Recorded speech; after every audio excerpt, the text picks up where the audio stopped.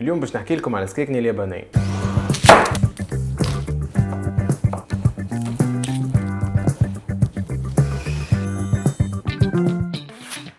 السكاكين اللي باش نحكي عليهم فما اللي جاوني من بوتيك كاماسا في باريس، وفما اللي جاوني من اليابان. اول حاجه لازم نعرفوها اللي هو الفرق بين السكاكين اليابانيه والسكاكين العاديين، ماهمش متكونين من نفس الحديد. اما شنو الفرق؟ السكينه الاوروبيه متكونه من حديد طري يقبل الصدمات، اما مش ماضي برشا، والسكينه اليابانيه متكونه من حديد يابس ماضي اكثر برشا اما يقعد فراجيل. السكينه اليابانيه متكونه تقليديا من الكربون. الحاجه الباهيه في الماتير هذيا اللي تعطيك برشا سنساسيون، اما كما تشيحش في الوقت تنجم تعمل سديد، وممكن هذه تكون الحاجه السلبيه فيها. يعملوا زاده باللينوكس، لينوكس اغلى شويه اما ما عندكش مشكل سديد من بعد. اما نوعيه تبدا ماضيه من شيره واحده، ونوعيه تلقاها ماضيه من شيرتين. اللي ماضيه من شيره واحده تلقاها تقص اكثر، هاي ظاهره هوني كيفاش شيره بركه ماضينها، والشيره هذه كما نقولوا حافيه، واللي في الشيرتين تلقى فيها اكثر ريزيستانس.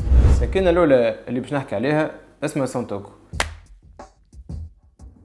سانتوكو بالياباني معناها 3 فضائل، ماضية في الشيرتين تخص بها الخضرة، اللحم، الحوت. بالحق عندي أنا أكثر سكينة تنجم تستعملها في كوجينتك، ماهيش خفيفة، كيف ما تنجم تقص بها معناها خضرة تبدا يابسة، كيف ما تنجم تزين بها مثلا، خاطر البوانت نتاعها جويدة على الآخر، فيها مانيابيليتي تحفونة برشا. أنا عندي سكينتي المفضلة.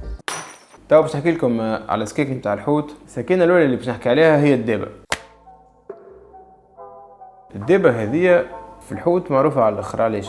من الفوق تلقاها خشينة، معناها عندها رزن وقوة متاع ساطور في نفس الوقت، مدورة على الآخر باش تسهل باش تدخل مثلا تعمل فيلي، باش تمشي في الليزون الصعاب معناها متاع الحوتة.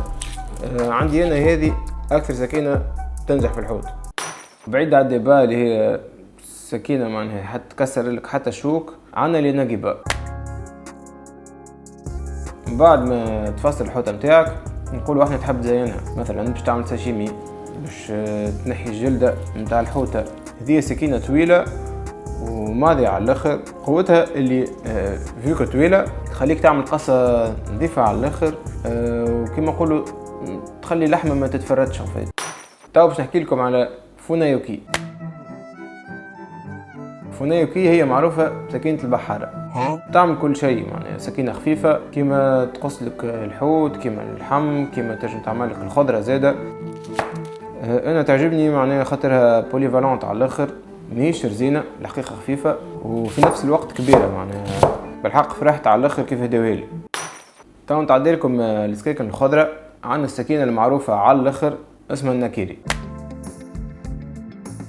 الناكيري كي تغزر لها تقول هذه تشبه الساطور، معناها ماضية من شيرتين. من الفوق فما عبارة بلايص فيهم الهوية هكاك، كيف مثلا تقص بطاطا ما تحلكش، في نفس الوقت تنجم تزين بها. عندها شيرة مدورة قدام تخليك تنجم تعمل الموفمون هذا مثلا.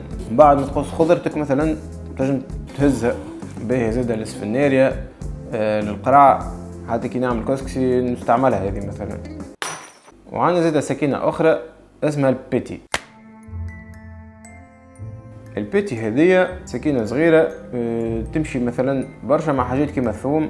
علاش؟ خاطر الثوم يستحق سكينة معناها كيما تقول تدور معاك باش تزين، وفي نفس الوقت قوية. معناها السكينة هذه تنجم تقص لك بصلة، مش خاطرها صغيرة ماهيش كاسحة، معناها بالعكس معناها قصير ويحاير كيما نقولوا. ان شاء الله تكون عجبتكم الحلقة هذه. انا الحقيقة مغروم برشا بالسكاكين، حبيت نبارطاجي معاكم الغرام هذايا. وحطوا لي في الكومنتير كان فما سؤال، كان فما زيادة سكينة تحبوا نجربوها نهار، ونتقابلوا في الحلقة الجاية.